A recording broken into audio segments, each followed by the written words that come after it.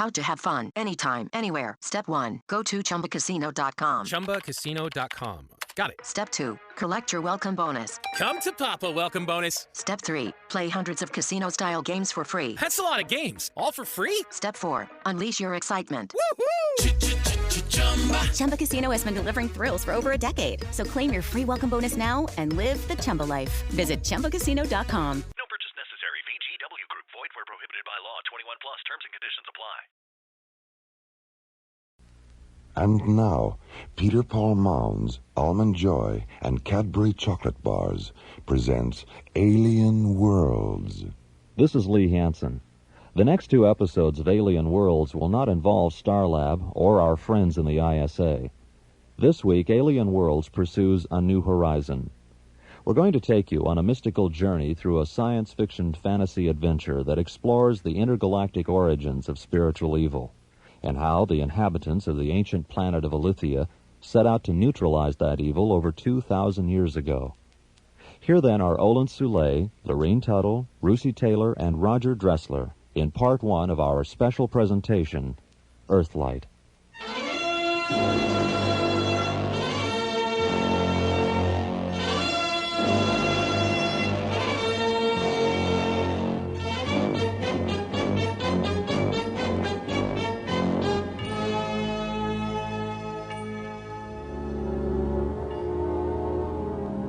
Something silent fractures the Elethean midnight clouds, and they slowly puzzle apart, releasing the ghostly radiances of 3 white moons. Brilliant lunar light shimmers down onto Elethea's night side. Darkness dissolves as far north as the ion refineries at Lahilia, as far south as the Aviara Sun Tower complex, as far east as the Lusa Canal intersect, as far west as the domed wingship port at Darmus. Huge cloud fragments break away and drift past the moons. There is a sudden eclipse of light. Then the cloud fragments narrow to smoky splinters, curl up into the fluorescent winds of the aurora sphere, and vanish. The moonlight returns, intensifies, expands. It sweeps across the Starflight complex at Kalava, illuminates the celestial laboratories at Somari, seeps down into the Penumbrian shadow forest, and brightens the pyramid of Daos, which rests at the forest's perimeter. A canal of dark water flows between the pyramid and the forest.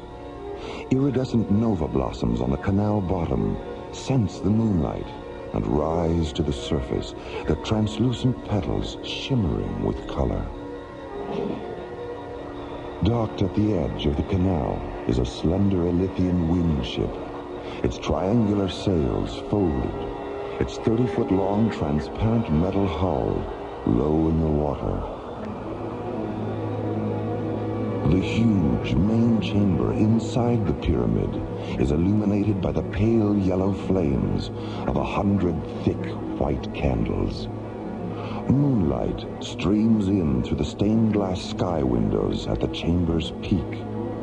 Delicately woven tapestries and intricate mosaics decorate the angled walls.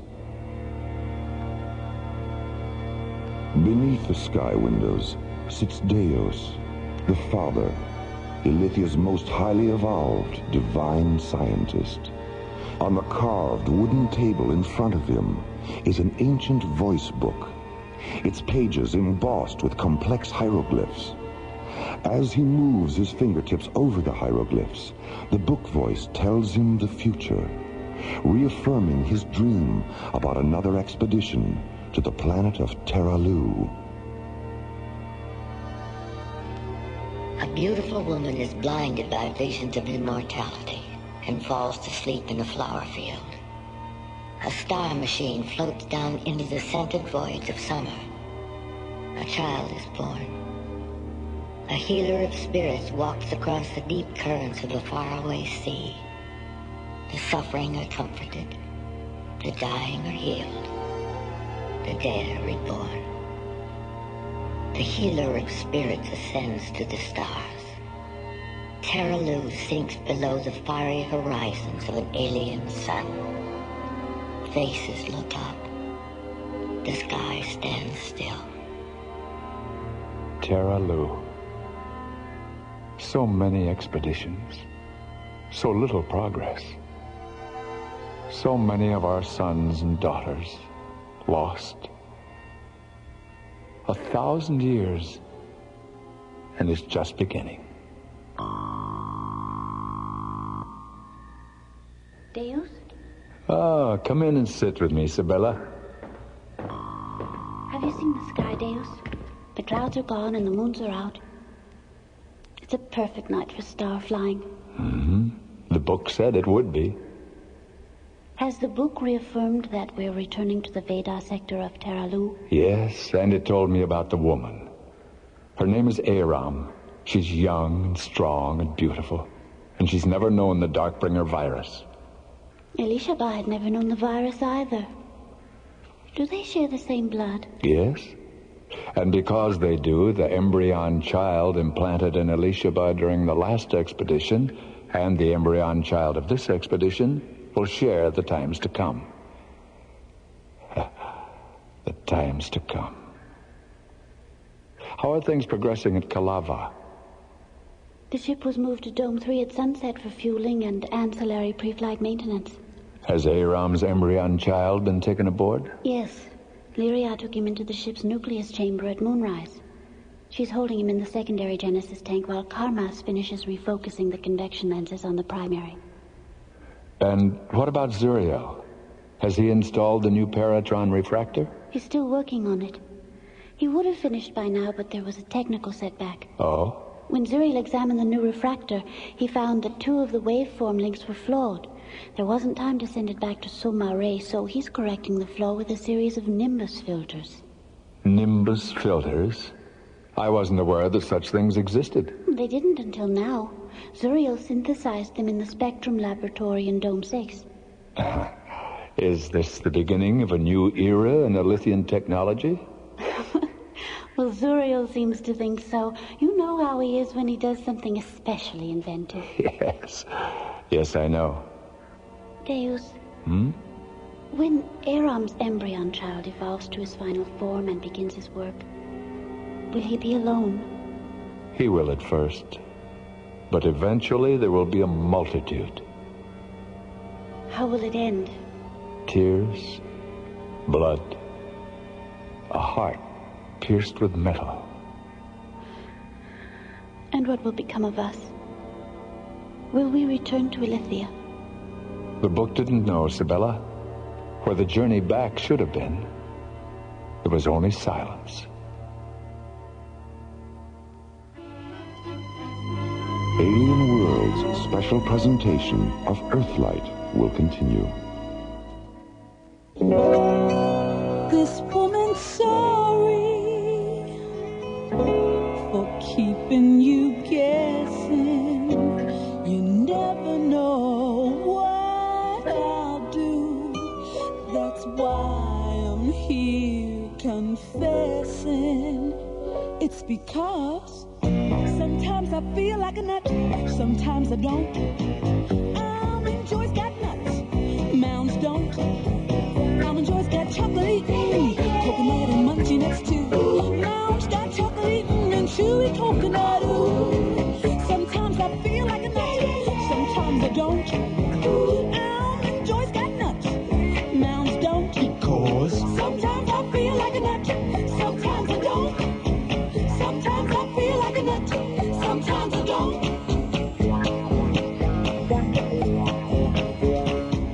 Sometimes I feel like a nut, sometimes I don't.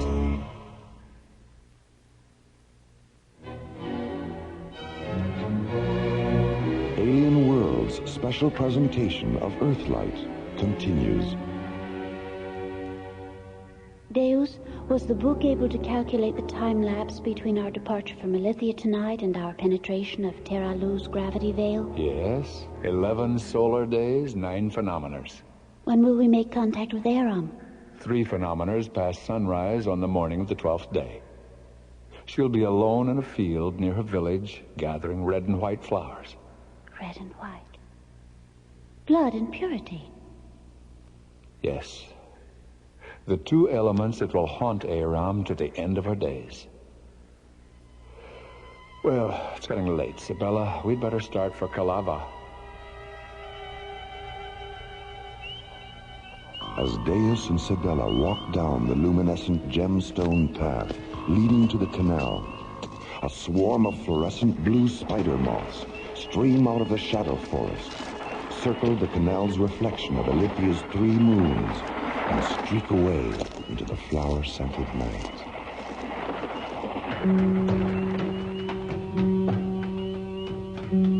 Sibella and Daos board Sibella's windship, move to the deep circular cockpit just behind the bow, and settle into thickly cushioned contour seats. Between the 2 seats is a narrow, transparent black systems console, its surface glittering with multiple rows of brightly colored control prisms.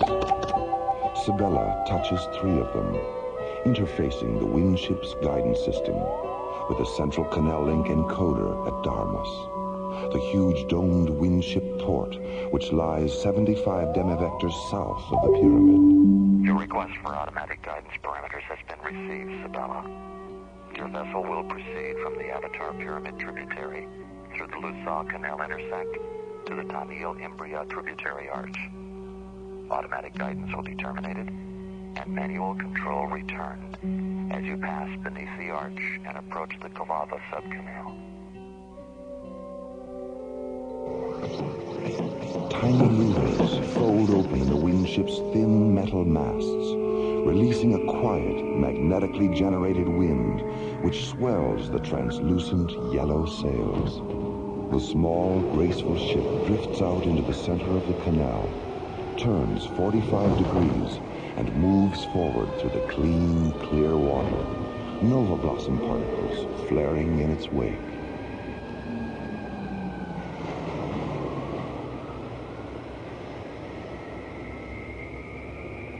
Daos, what is calorescent spectrosite? I overheard Zuriel mention it to Karmath. Spectrosite was the liquid light fuel that powered our first starships. We terminated its use long before you were born. Why? Wasn't it efficient? Yes, it was the perfect experimental fuel, Sibella. Efficient, highly unstable, and extremely dangerous. During the 3rd expedition, we killed 9,000 inhabitants of Terra Lu with it. 9,000? Daos, what happened? An accident.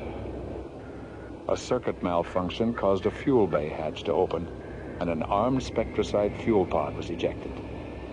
The pod exploded on impact between 2 wilderness cities that stood near the shore of a dying inland sea. When Karmas and Lyria went down in a lander to look for survivors, all they found was a young female in the nearby hills. Was she alive? No. Spectrosite radiation had transformed her into a pillar of white ionic stone.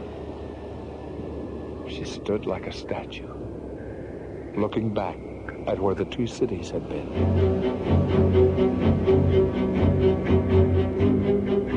The perimeter of the shadow forest slowly fades into the night as the windship leaves the Avatar Pyramid tributary and sails out into the Lusaw Canal intersect, the vast artificial lagoon where all of Elethea's equatorial waterways converge.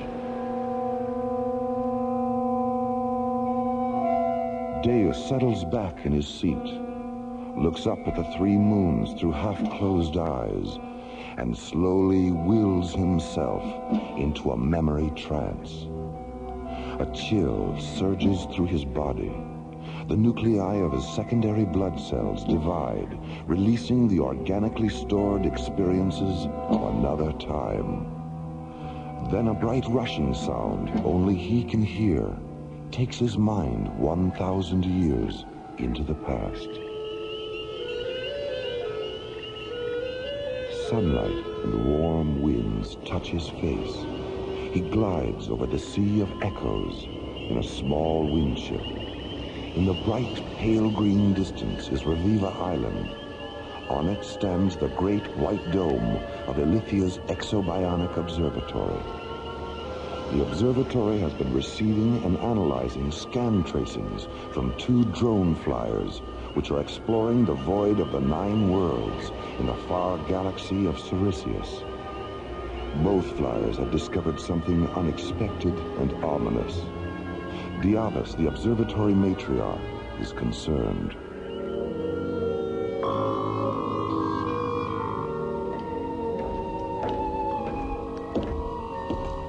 Have you confirmed it, Daos? Yes.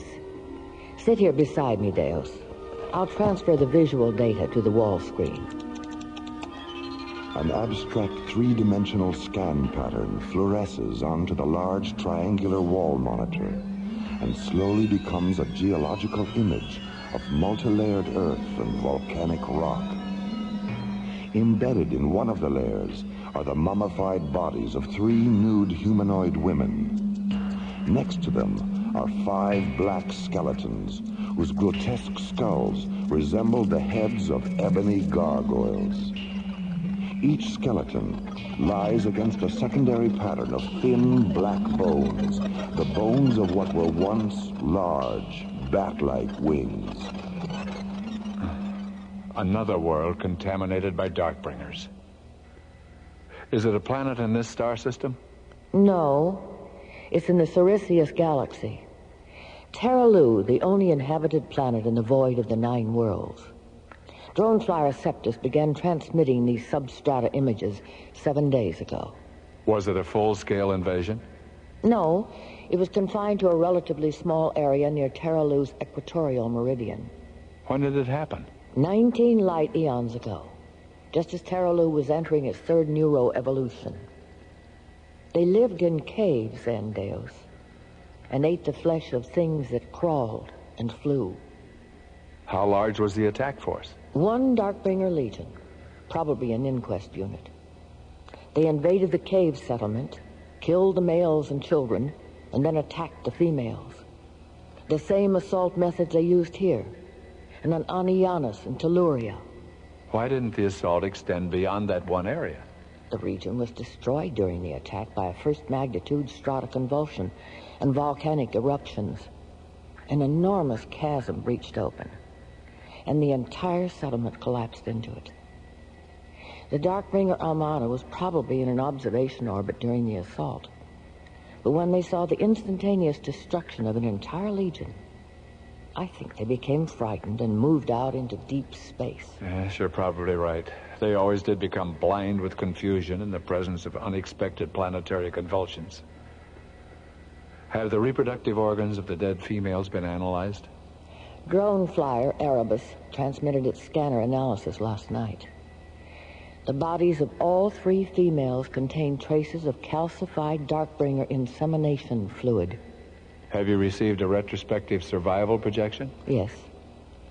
According to the residual biotime scan from drone Erebus, there were over 800 female survivors. All of them inseminated during the assault. None of their newborns had any physical Darkbringer characteristics, but they all emerged from their parent mothers, saturated with the Darkbringer anti-light virus. Has the virus evolved with them? This morning, from an orbital distance of 300 nemavectors, drone Septus hemoscanned the entire population of Terra Lu. It saw the virus in the blood and bone marrow of every male and female, regardless of tribe or age. And has the virus affected them in the same way it affected us? There are variations, even some resistance at first. But in time, the virus flourishes, and the inner light grows dark. Without any evolutionary interference from us, how much longer will the virus control Terra Lu? A minimum of 500 centuries. But by the end of that time, the entire Sirius galaxy would be contaminated. There's only one choice, isn't there? Yes, an expedition. We know the inner light can be resurrected through induced evolution meditations. We proved that here. We proved it on Embryons and Telluria. Daos, do you see any reason why our spirit magicians couldn't teach the meditations on Terra Lu? I see two reasons. The anti-light disease wasn't as advanced on those planets.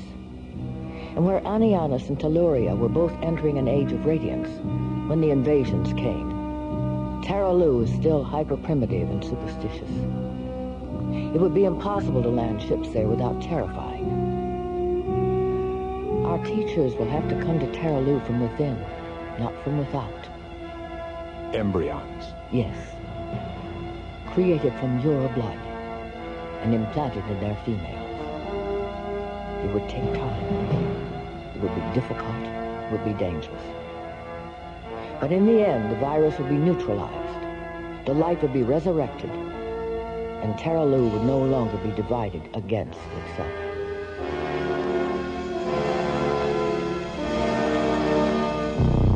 Terra Lu. Terra Lu. So many expeditions.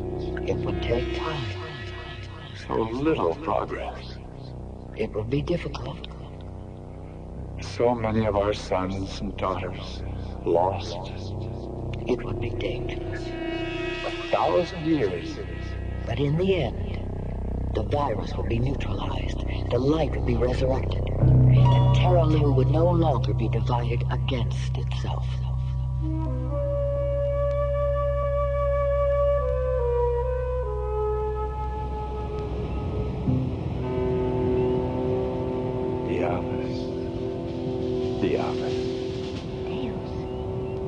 Daos? Ah, Sibylla. I was just remembering an old friend, and 100 other nights like this, and 100 other expeditions. So much time has passed. So many of Elethea's sons and daughters have been lost. 1,000 years, and it's just beginning. Alien World's special presentation of Earthlight will continue. Pardon me. Isn't that a Cadbury chocolate bar? I've never tried one. Oh, that's too bad. Do you mind if I have a teensy piece? Hey, you took my bar. I'll just take a little bit. It was for my wife and me. Oh, she'll love it. See, this is great. You know you can get carried away with this stuff? Yes, I've noticed. Oh, come on. It's a big bar. It's getting smaller. When people get a taste of a big, thick Cadbury chocolate bar, they get very carried away. Because only a Cadbury bar is so rich, so creamy, so Cadbury. And with the big-size Cadbury chocolate bar, you get a big choice. Cadbury Fruit and Nut, Cadbury Almond, Cadbury Caramello, and of course the big favorite, Cadbury Milk Chocolate. So remember, when you get your Cadbury, be careful. Because with Cadbury, people can get very carried away. Can I have my Cadbury back now? Your Cadbury? Oh, well, I guess I got carried away. You'll get carried away with Cadbury. Alien World's special presentation of Earthlight continues.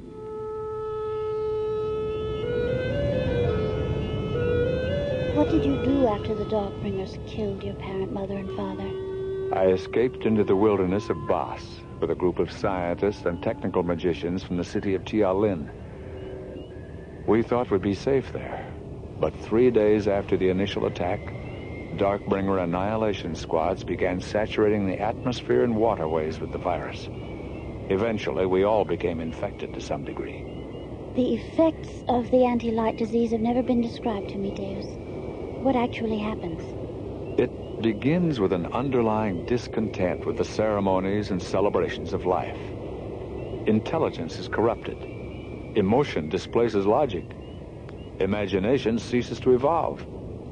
The ability to separate the symbols of existence from existence itself disappears. And so does the belief that all life is sacred. The effects are irresistible and inescapable, even in the unconscious sanctuaries of sleep. How long were you in the wilderness? 25 years. Do you know the story of Vershila? Oh, some, but not all of it. Vershila was a mantric high priest who came to us in the wilderness during our 25th year of exile. He told us he had cured himself of the anti-light disease through a series of induced evolution meditations. He had discovered the meditations in the Persana ut Valia Jewel, the ancient Elethean poem of creation. He taught us the meditations, and we healed ourselves. Then we went out from the wilderness and secretly taught the meditations throughout Elethea. And the revolution against the Darkbringers began 50 years after that? Yes. Our technical magicians built secret subterranean laboratories where they created ships armed with powerful liquid light injectors. 1 year after our ships rose up against them, the Darkbringers abandoned Elethea, and the Age of Radiance began. As the winged ship approaches the Tanil-Imbria tributary arch, it passes a sun tower complex construction site on the lagoon's northern shore. Polished metal, saucer-shaped hover drones lower huge white sun tower obelisks onto thick pads of fluorescent synergite. Giant constructor tripods stand in front of the huge synergite blocks, their long, flexible arms coiled around the 400-foot-tall sun towers, guiding them into place. The complex is surrounded by multifaceted solar energy domes and power dispersion pyramids made of thick, white crystal.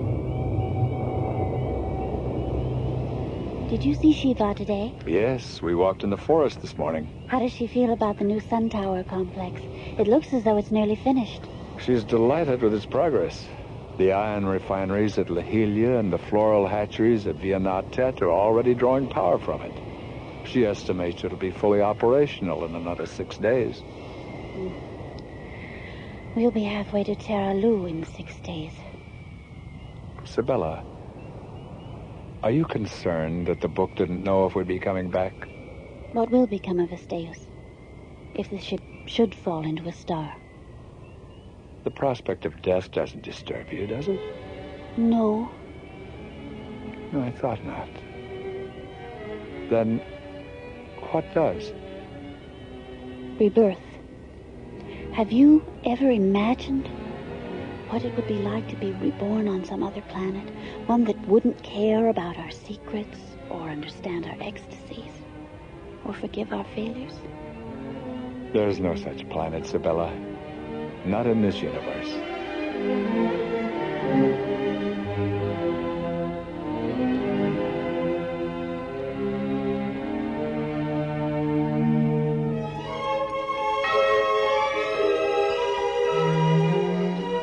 Part 1 of Earthlight was written by Ron Thompson and starred Olin Soleil as Daos, Russi Taylor as Sibella, and Lorene Tuttle as Diavas. Associate producer, Ron Thompson. Engineer, Stu Jacobs.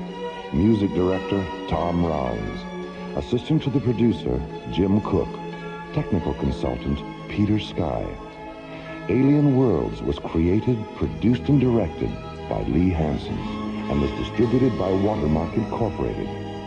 And so, until next week, this is Roger Dressler inviting you to join us for the conclusion of Earthlight from the elsewhere and elsewhen of Alien Worlds.